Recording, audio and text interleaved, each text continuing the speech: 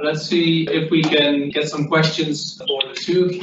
So we get some questions from viewers, if you don't mind. I also have one burning question for Tony Chocoloni. I think that also applies to Moju. So I know for Tony's is an organization that has existed for a while now, and that you grew quite steeply over the past few years.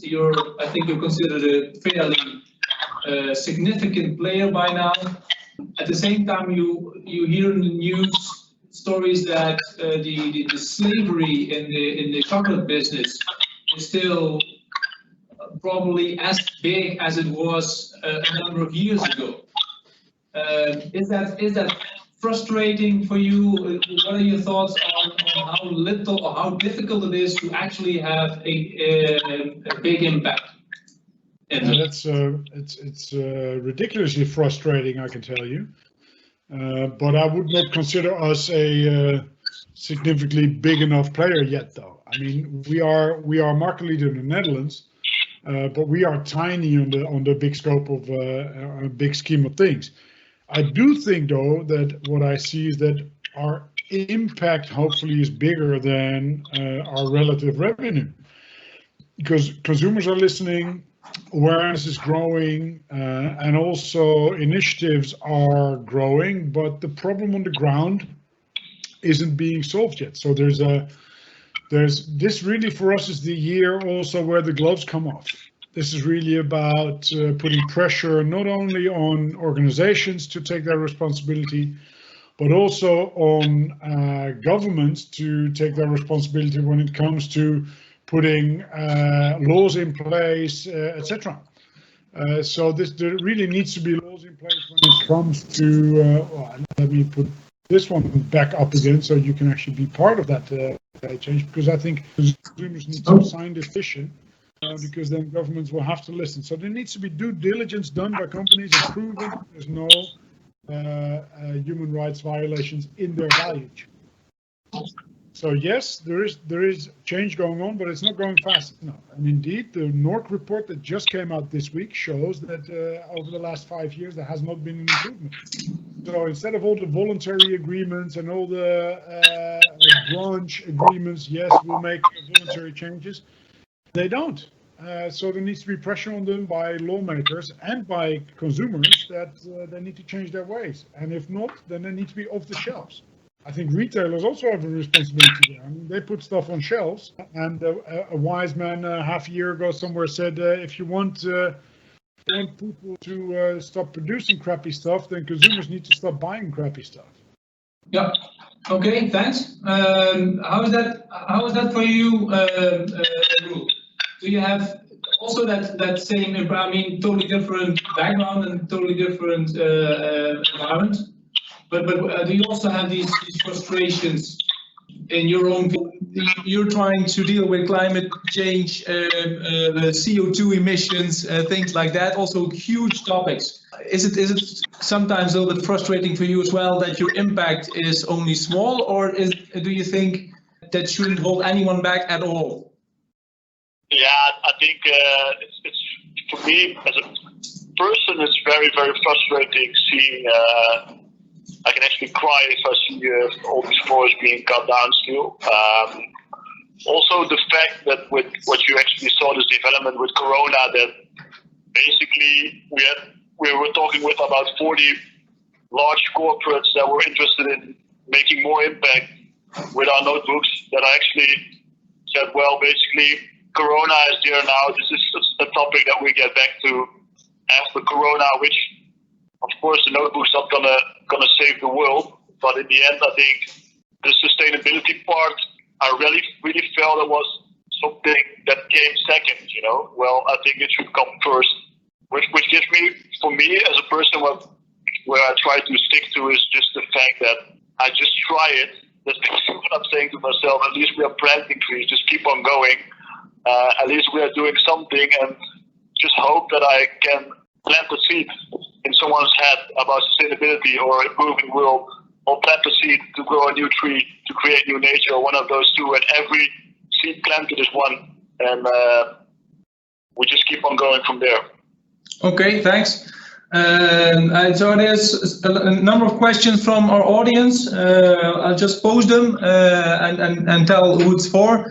Given the time, if it's possible to answer in a short way, then please do so. First question doesn't state for whom it is, but I think it was still during the presentation of Tony Chocolonely, I'm not sure. How do you think it is different being a B Corp? Surely there are things that would be a lot easier if you were more of a traditional for-profit, profit-based business. How do you deal with those difficulties, Ynzo?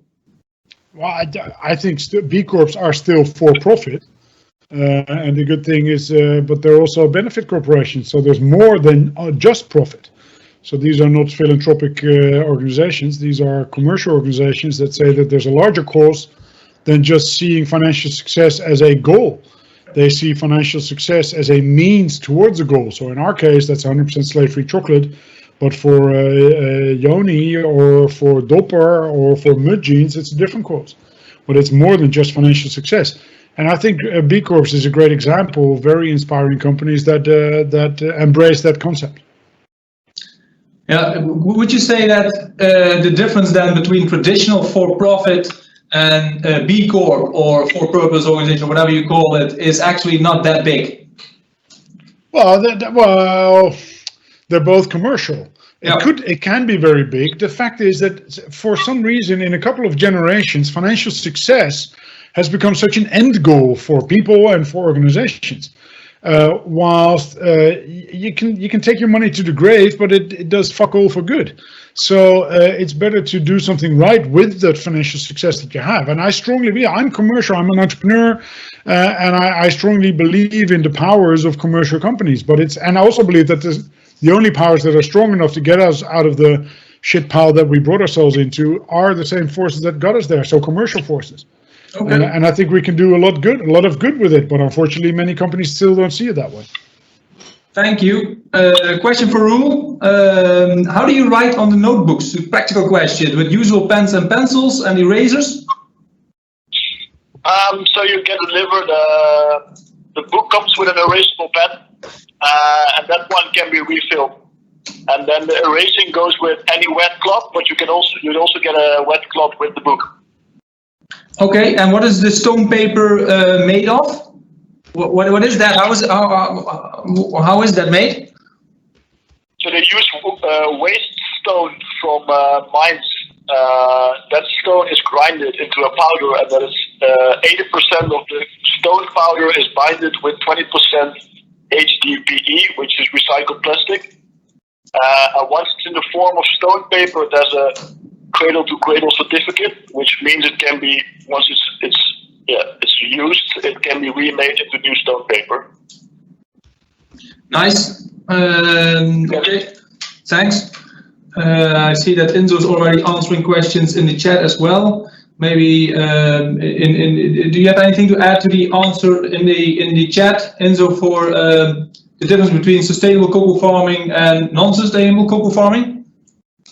Yes, as I just answered, I think the biggest difference is that real focus on getting the farmers towards a living income, a proper living income. So many chocolate companies say we have a scheme in place and we have a project in place, but then when you really dig into it, they pay a very low premium that still doesn't get these farmers towards a living income. Whilst on the other end of the value chain, there's billionaire chocolate companies that make huge profits. So then it becomes a bit of purpose washing, honestly. So it's really the focus on getting them towards a living income for those farmers. And how is then, maybe a more difficult question or interesting question, how is Tony Chocolonely then still different than, for example, fair trade chocolate from other brands? Those are two different things. So it's apples and pears. We are fair trade certified as well. And fair trade is great, but it's only one of those 5 principles that I just mentioned, the fair payment. Fair trade does not guarantee you the eradication of illegal child labor. Fair trade doesn't guarantee you this full traceability that we find essential as well.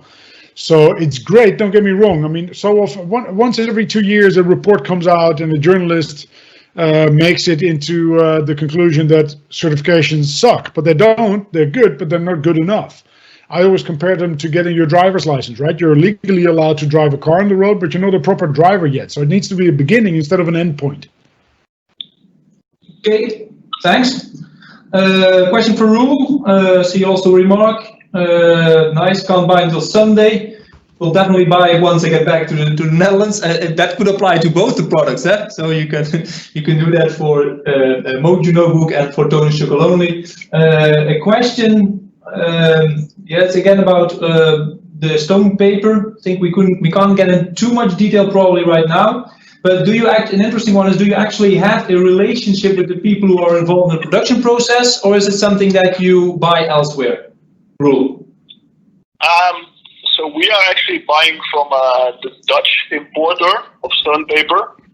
And why we are doing that is because, as I said before, that we were using the Elfin book, which was also using stone paper, they said.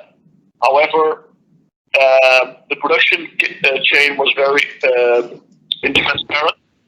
So that's why we decided now to work with the original, let's say, real European or Dutch importer of stone paper, and this party does all the checks that it's the original stone paper, that the people are treated well in the factories, etc., etc., etc., so that we know that we're actually buying the right stuff.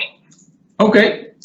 And then there's another question from Moju about whether you can do mass customization, where individual customers can customize the cover. Maybe some customers deem the looks to be important, maybe even more important than the sustainability of it. Is that already possible, or are you thinking about that? Yeah, actually, I think if we really want to make your last notebook, I think that your last notebook should be exactly as you want it. So this is something that we would actually want to work to, that you can design the outside of the notebook, but also the inside. So if you wanted to-do list in it, a week plan or whatsoever, or just lines, dotted pages, that's something that we're working towards. I think the next step is getting a more modular notebook where you can design the inner pages and not the outside yet. And then the next step would be really cool to also be able to design the outside step by step. I think like half a year, a year maybe.